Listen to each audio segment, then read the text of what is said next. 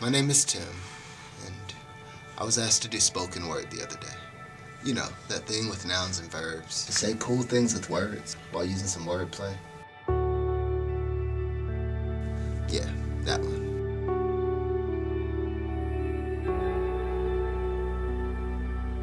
I ironically have a problem using spoken word for the Lord since He's the word spoken. I mean, what words can I say to manifest for y'all the word that became manifest? And on top of that, the topic is Easter. I mean, I don't know about y'all, but I don't think I've ever actually sat down and thought about what Easter is all about.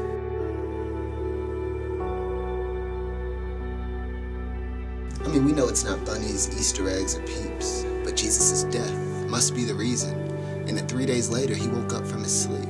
But I also feel Easter is about the effect it has on us who would believe it. Because believe me, for some out there, this is a lot to believe in. That there's a universal God, mind you, that doesn't need us, out there playing for keeps against these evil legions that are lurking and leading people from the Garden of Eden up to now. He still creeps. So what I want to do to help this picture is tell y'all an Easter story about how this affects us in the way we live at the end from the beginning, which is God's love. Because we know that's very plentiful. The way God revealed Himself in intervals, piece by piece like syllables, from His word from afar, but then decided to come close into the physical. And it's almost mystical, the way He took His subliminal messages in the prophets, then turned it into this miracle. And that miracle was Jesus, who is quite literally the reason for the season, came down into our mess. But for what reason?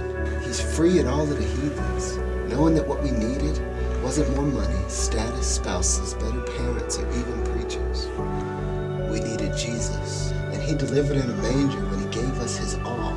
We all tripped in the garden, but He took the worst of the fall.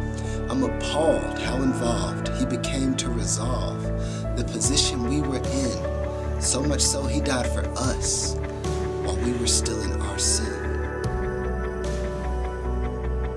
And His death broke the belts on our treadmill religion, using works in the law but never making any distance. It is finished. His words to tell us that this war is ended. So now we fight these little battles, knowing that we're going to end. But before we end it, we can't forget about the resurrection. His evidence that Jesus was heaven sent. Listen, I want you to think of all your worst sins. Then I want you to think of Jesus, making all of them irrelevant.